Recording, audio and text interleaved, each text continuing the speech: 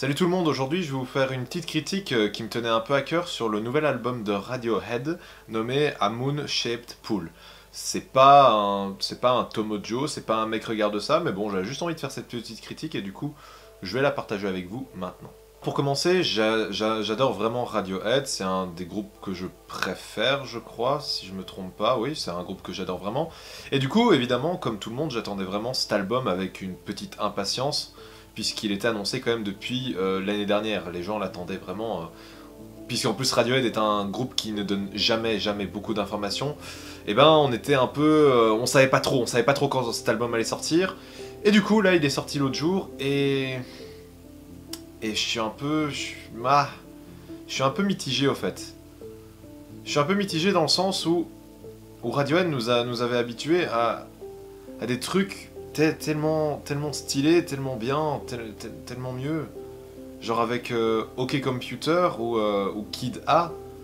Ah, moi c'est un album que j'avais adoré, Kid A, c'est sûrement même mon album préféré, alors que je crois que c'est l'album que les gens détestent le plus. Je suis pas dans la norme des gens en fait, c'est incroyable. Et du coup, je suis assez mitigé parce que j'attendais aussi vraiment cet album, parce que ça m'énervait qu'ils donnaient jamais d'informations. En même temps, c'est un peu le trip de Radiohead de rester très mystérieux quant à leur sortie d'album prochain. Et du coup, là, il y a. C'était quand? C'était vendredi, il y a le premier single qui s'appelle Burn the Witch qui est sorti. Et même à la première écoute, j'étais un peu mitigé quoi. Je m'attendais. Je sais pas, je trouvais qu'il y avait un truc qui n'allait pas, il y a un truc qui collait pas trop. Je dis pas que c'est une mauvaise musique ou quoi, c'est juste, il y a un truc qui collait pas. Il y a un. Allez, quand on finit la musique, il y a une sorte de manque. On dit, putain, il manque un truc à cette musique.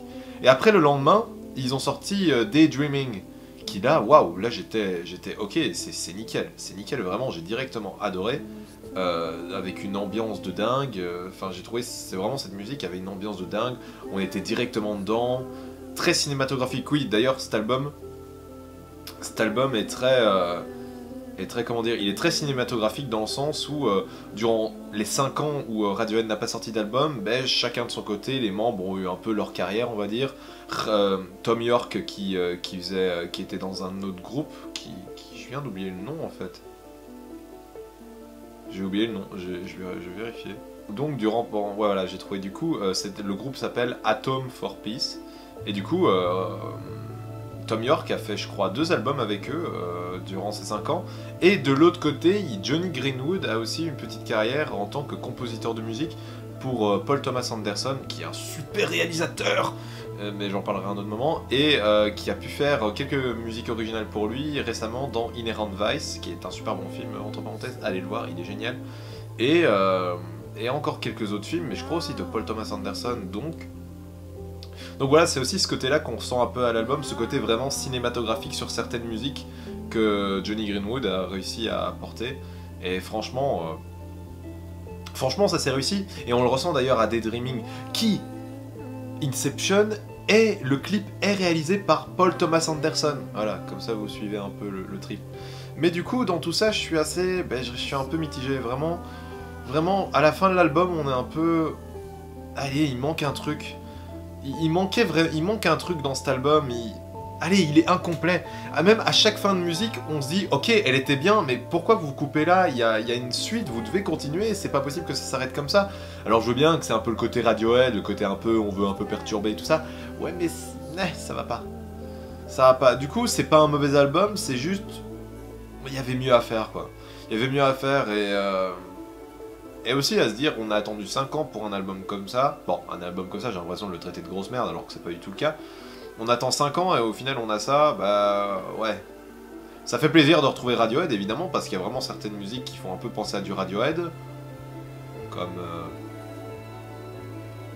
Ouais bon ok, c'est une nouvelle sorte de Radiohead en fait. Et du coup c'est vraiment... Ouais, c'est un peu dommage. C'est un peu dommage, mais en même temps c'est bien qu'il l'ait fait.